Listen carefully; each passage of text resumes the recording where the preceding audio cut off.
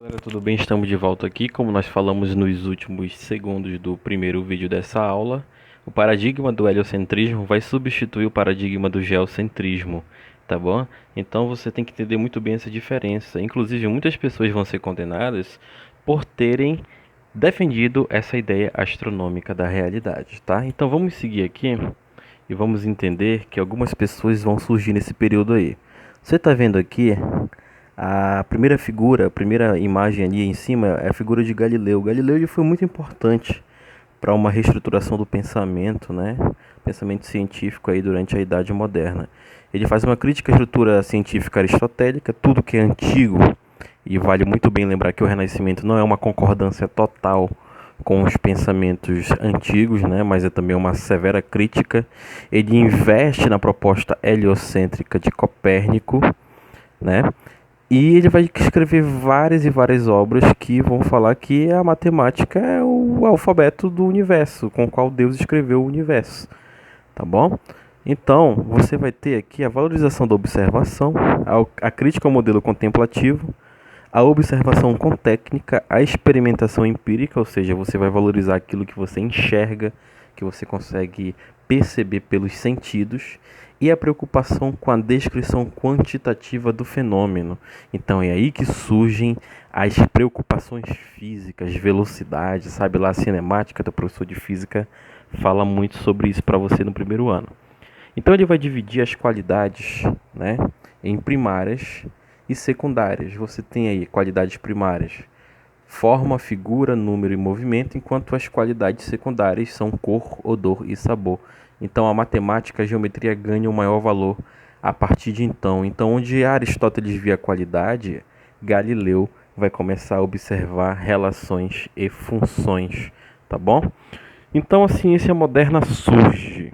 Essa ciência que nós vamos lidar no Enem é essa ciência que está em moda agora, né? A ciência experimental.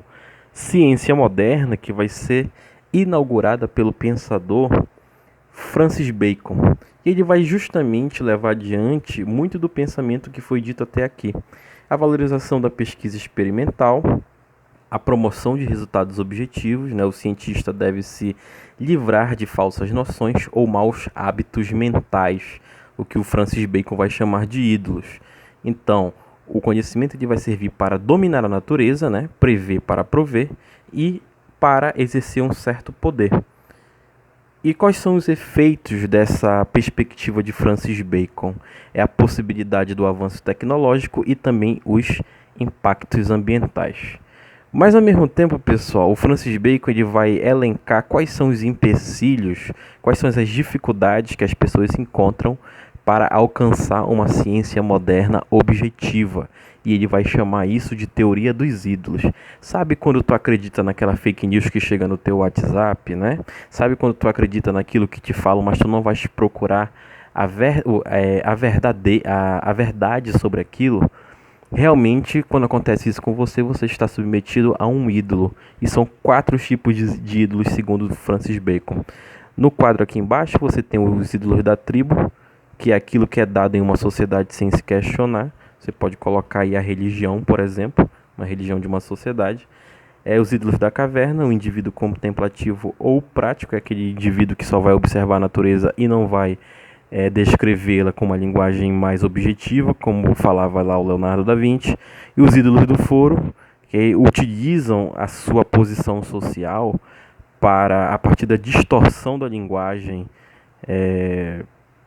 dominarem uma sociedade. E os ídolos do teatro, que são as crenças e regras viciosas, são as histórias que te contam desde cedo para que tu acredites, tá bom? Então, são essas algumas das características aí da ciência moderna. E você pode diferenciar aqui a ciência antiga de Aristóteles, né, e a ciência moderna. A primeira coluna desse quadro você tem a ciência antiga, a segunda você tem a ciência moderna. Aqui você tem Aristóteles como principal nome. Na ciência moderna, Copérnico, Bruno, Giordano Bruno, Francis Bacon, Galileu e Newton, né? E aqui você tem, no primeiro, uma contemplação e no segundo, uma experimentação e técnica. Enquanto a primeira é qualitativa, a segunda é quantitativa.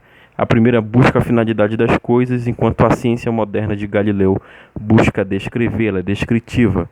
Lá, em Aristóteles, o método era dedutivo, ou seja, ele é aplicado indiscriminadamente ao homem e à natureza. Aqui o método indutivo aplicado aos fenômenos necessários da natureza. Aqui você tem uma especulativa teórica desinteressada na ciência de Aristóteles, enquanto na ciência moderna você tem uma comprovação empírica e funcional. E como nós falamos na astronomia, você tem o geocentrismo, a Terra é o centro. Lá na ciência antiga e na ciência moderna, o Sol passa a ser o centro das atenções, não, né? Do sistema universal conhecido aí por esses cientistas, tá bom, pessoal? Fiquem na paz. Na próxima aula nós vamos falar um pouco mais sobre alguns conceitos importantes.